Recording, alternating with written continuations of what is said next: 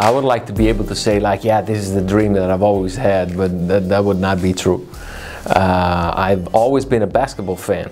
I come from a city where, how do you say, we had two teams competing for a Final Four in EuroLeague at the highest level in Munich in 1999. So I was 24 in 1999 and I grew up being a basketball fan. And so for me, that was the real passion. And I come from the very lowest degree, to be honest with you. So I'm actually an accountant.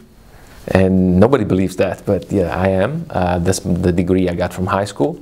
I studied politics, but I didn't finish my studies at the university. I had a little turbulence with professors, but at the same time I was working. So I was working and studying, and my first job, I was 19 years old.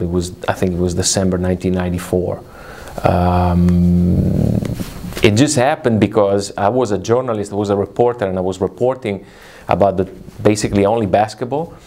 Bologna, right? In Bologna, yes. And the two teams were basically having on local newspapers or even national newspapers back then, big room, big space. So I was a terrible journalist, but a good reporter. And I did good reporting when there was one of the teams who had financial issues. The first one of the two that had financial issues. It was a big thing back then. I had, even then, a little problem with, Italy is not necessarily a country where there's freedom of speech, you know. Yeah. There's freedom of speech up to a certain extent until you step on somebody's toes.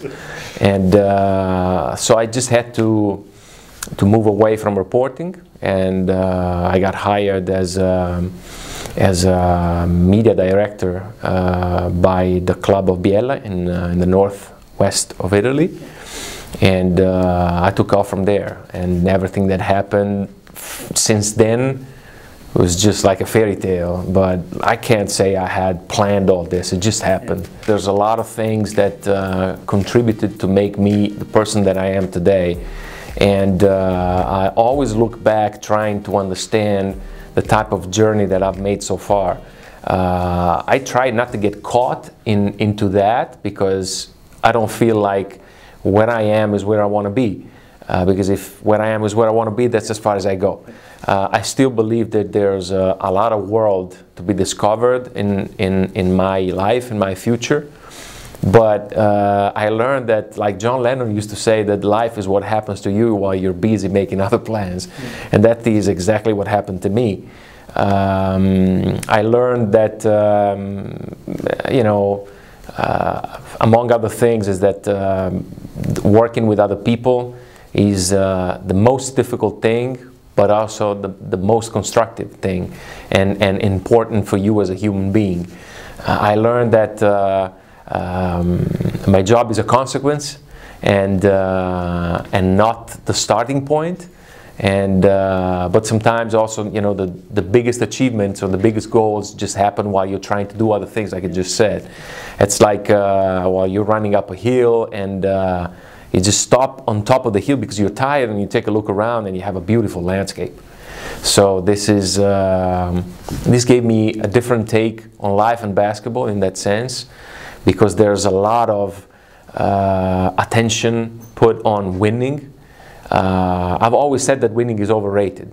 Okay, not always. Recently, I learned that winning is overrated, because if it's the measurement unit for everything, then the perspective that we have on things is going to be totally messed up. I had 2 job interviews at 2 different banks in my hometown. I got thrown out in both interviews, because of indiscipline. And just because I was, back then I was very cocky, and I thought I could take on the world. But I've probably, looking back now, I've probably always known that that was not my path. I was trying to honor the opportunities that my family gave me in a different way. I didn't know which way, but for sure it was not that. It was a lot of fight at home. because you know, I don't have kids, but I have been a son my entire life, and of course there was a lot of you know, headaches for my parents. Like, wow, what are you gonna do? I mean, you need to have a secure situation.